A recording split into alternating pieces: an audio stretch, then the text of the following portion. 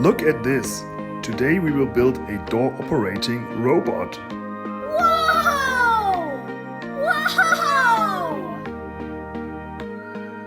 This gave you a first glimpse into the solution we are trying to build up within the upcoming series of tutorial videos about building a door operating robot. I said trying to because I do not yet have a final solution to this problem.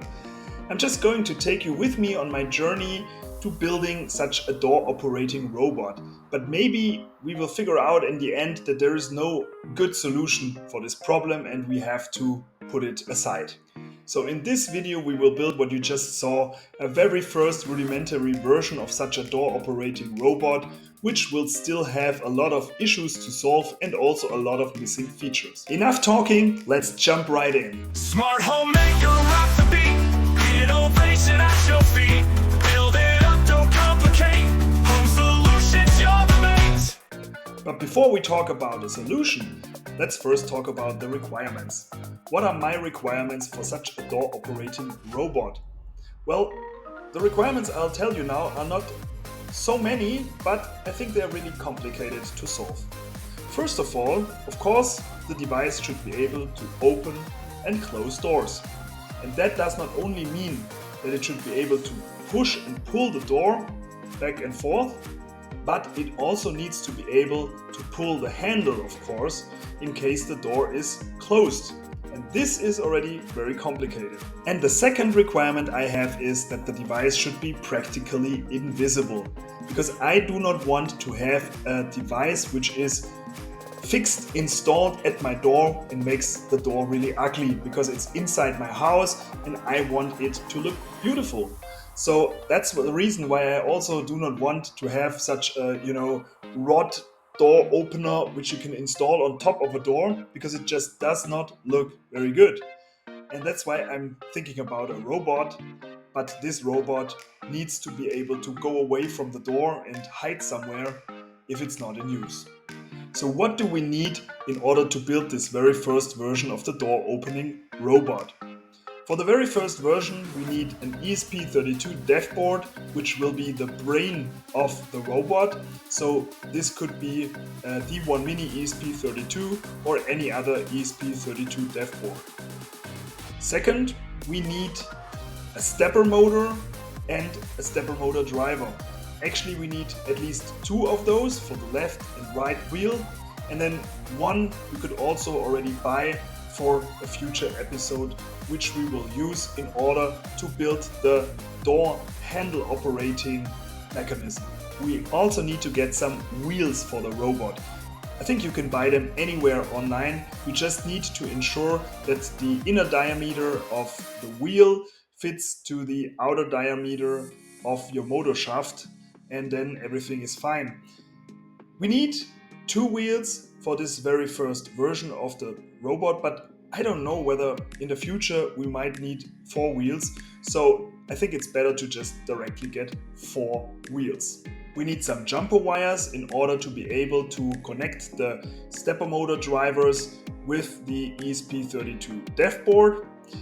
And then we also need either a 3D printer and some filament, or we need a 3D printing service in order to be able to print the housing.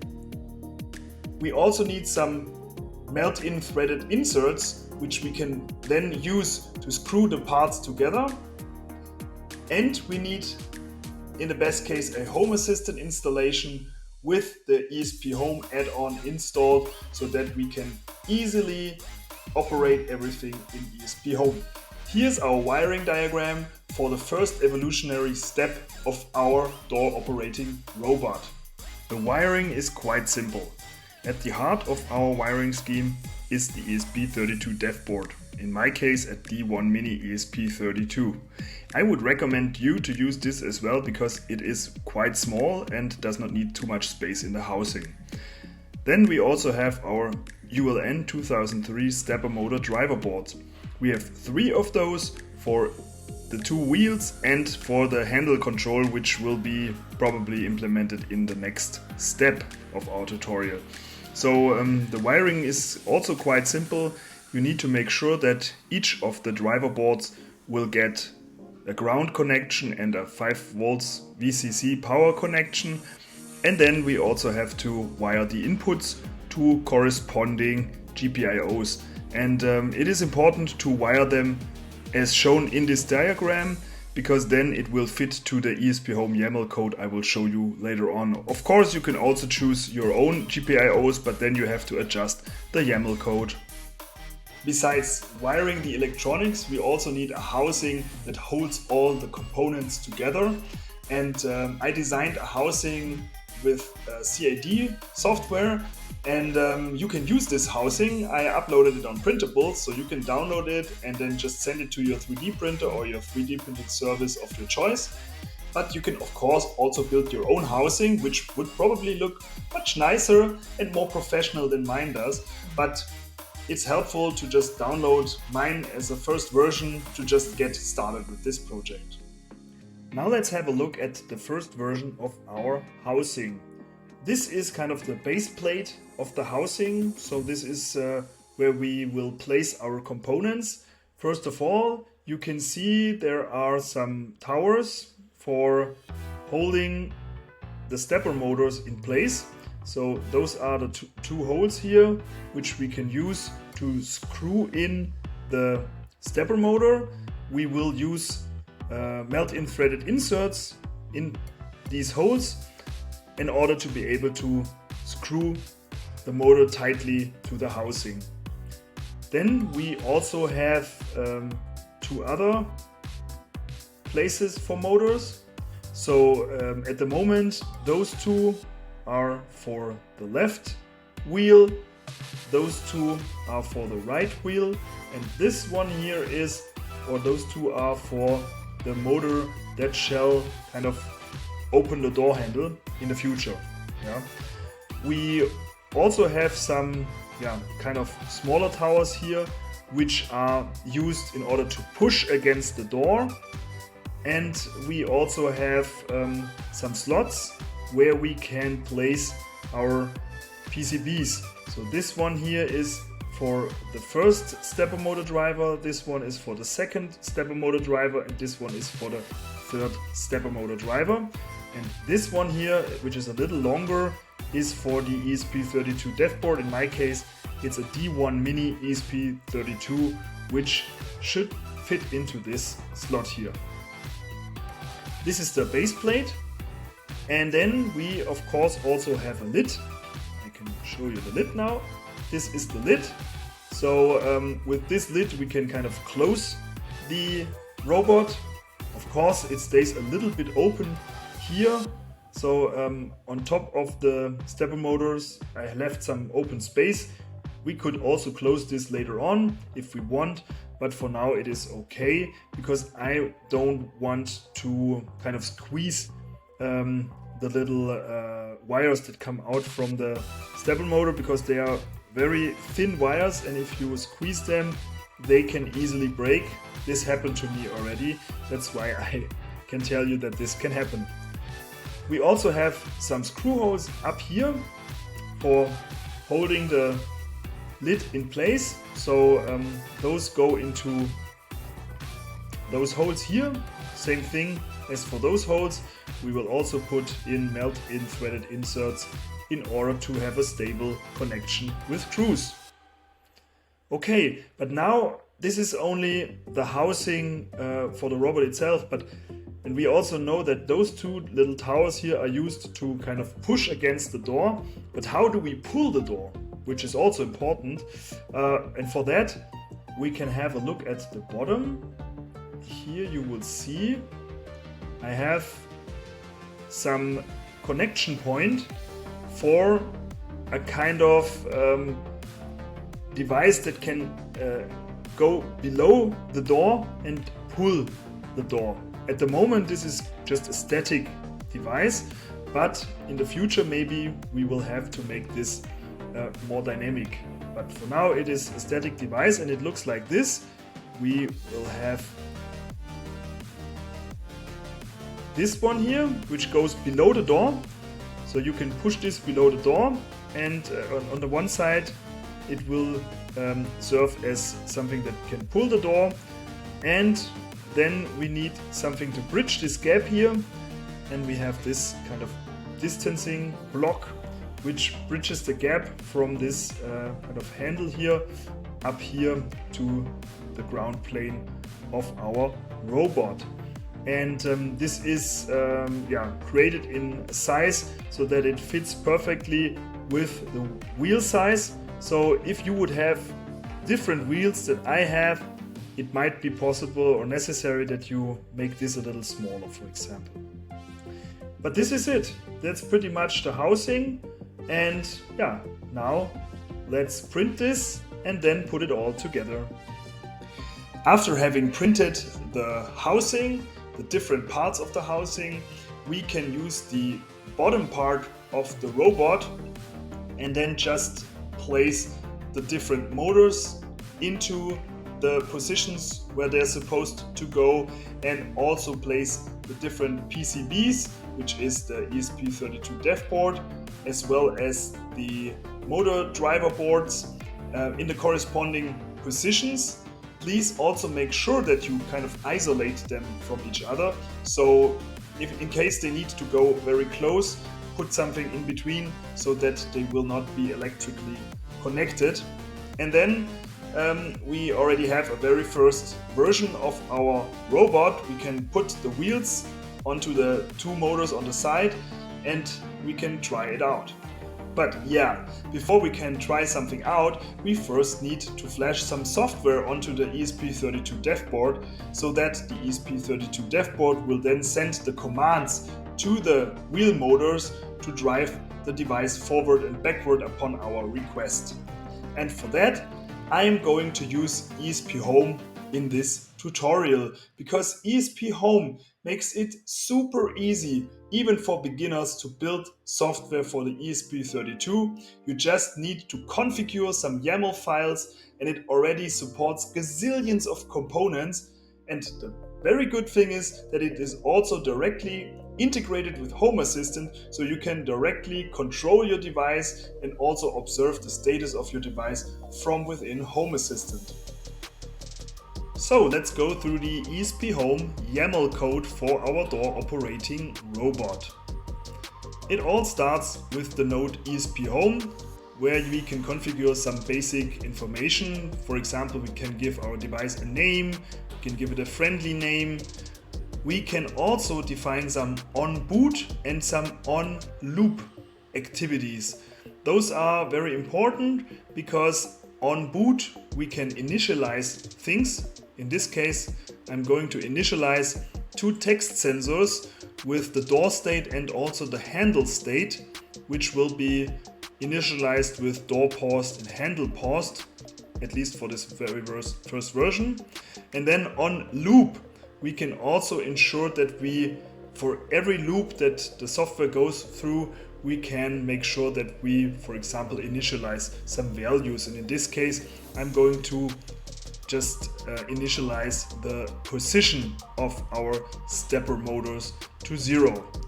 This is important for later on. Then we have some general information that is usually automatically included. We will use the Arduino framework for this, but of course you can also use the ESP IDF. Here we have some encryption key and some OTA password. By the time you will see this, I've already changed those passwords, so no worries about this. Then we also have to give our Wi-Fi SSID and password. Those are usually stored in secret files so that we don't have to show them here. And also a fallback hotspot in case the device cannot connect to your Wi-Fi network. Then it will open an access point with this name and you can connect to it with this password and make sure that you give the device a new Wi-Fi SSID and password. But now let's jump into the actual code, and here we have some globals. So globals are like global variables. In this case I have 3 global variables. First is motor left running, motor right running is the second one, and motor handle running is the third one. So those are just some global variables that keep the state of our motors. And it's a Boolean value, and it has an initial value of false. Then we come to our stepper motors, and this is what I said before, the beauty of ESPHome. So beauty of the ESPHome is that it already supports lots of stepper motors. For example, in this case, my stepper motor is of the platform ULN 2003, and in this case you only have to give it the pin connections. So you have to tell ESPHome the pin A of the stepper motor driver is connected to which GPIO. In this case it's GPIO 26, what you can also see in the wiring diagram. The pin B is connected to GPIO 18 and so forth. And also you can define the speed, the maximum speed of the stepper motor. So for the motor's left and right wheel I have defined 500 steps per second. But you can play around with this if it's too fast or too slow for you. Then I also have already defined the third stepper motor, which is the door handle motor. I'm not yet sure whether we will have only one stepper motor or maybe we need multiple stepper motors for being able to open and close the door handle. But for now I think it is okay to just add this one stepper motor here. Then I have defined some buttons. Those buttons are important to be able to control your robot from within Home Assistant. So in Home Assistant those buttons will be shown as an actual button, and then you can just push this button to trigger some actions. And in this case on press, that means if I press it in Home Assistant I will execute a script, actually two scripts in this case. So when I press the button open door, which means the door operating robot should push backwards to open the door, then I just run start motor left backward, start motor right backward. So I make sure that those motors will turn backwards so that they will pull the door. And also I'm going to publish a new state to the text sensor door state, which we will define further down in the code, to say, okay, now I'm opening the door. The same thing for closed door, but in this case, of course, the motors have to go forward, and we publish the state closing door. And we also have a button for pausing the door. So in this case, I'm going to stop the motors and have also some scripts for that. And I also publish the state door paused. And then the same thing for the handle, but there we have only one motor, so there's only one script to execute: start motor handle forward, start motor handle backward, and stop motor handle. Okay, now we have our text sensors defined, which is the door state and the handle state. We saw that before already. I think this is not so complex. It's always just very important to have this ID defined, and then you can reference the sensor with this ID throughout your code. So for example here we say, okay, text sensor template publish ID door state, which is this ID here, and then we just give it, or door state, yeah, we give it a state. Okay, now we are coming to our scripts, and those scripts are able to just execute some activities after each other. And in my case, I'm going to set motor left running to true. If I start the motor left forward, then the global variable motor left running is set to true. So we know, okay, the motor is running now. Then I set the stepper target to -10, and this is the motor left wheel stepper motor, and yeah, that's it. And then the same for going backward, I set a target of +10. So what it does is actually it sets a target, and then the motor goes towards this target, and then in the next loop, on loop, as we defined up here, it sets the position back to 0. So it actually tells the stepper motor, now you're again at position 0, and then the script, while this motor is running or shall be running, it will again set the target to -10, and the motor will run towards target -10, and then at some point the target will be reached, but on loop we will reset our position to 0 again. So this makes sure that the motor is continuously running until the motor is stopped. So when I push the button open door, it will run forever until I stop it. So it can be stopped either by manually pausing it, or in the future I want to automatically stop it when it has reached its final position. And we have to then figure out how we define final position. For example, maybe we will have some door contact sensor or whatever which recognizes, okay, door is closed, then we can automatically stop, for example, if we want to close the door. But this is something we will have to define in the future. But this is just to understand how the script works. So the script kind of makes sure to always run the stepper towards the target, and then on loop we automatically set the position back to 0, so it continuously will run until we set the target to 0, for example. Then of course it will not run, and this is what we do when we want to stop the motor. And we have those 3 scripts for each motor. So for the left motor, for the right motor, and also for the handle motor.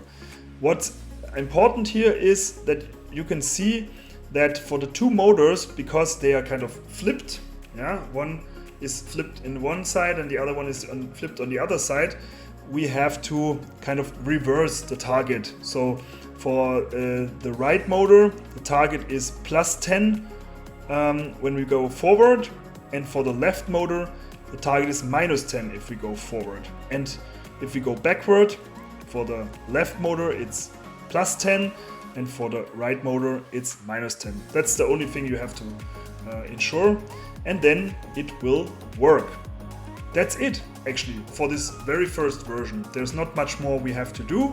We only need to compile this into actual C++ code, which will then be compiled into a binary file and can then be flashed to the ESP32, but all this is done by ESPHome for you. Now let's place our robot to the door and see how it works. So this is now the very first version of our robot. As you can see, it comes with the lid, and we have the left wheel and the right wheel, or other way around, left wheel, right wheel. And here we have the cable coming out, which is not perfect. We will improve this. And we also have this motor here, which we try to kind of use for operating the door handle in the future. We will see how this goes. And yeah, you see that it's kind of glowing a little bit because of all the LEDs inside. And then we have this kind of handle for the door. So those are actually 2 parts. So you can see this part and this part. And we can just slide this below the door, like this. You see? Now we have this here, and we can attach our robot to this.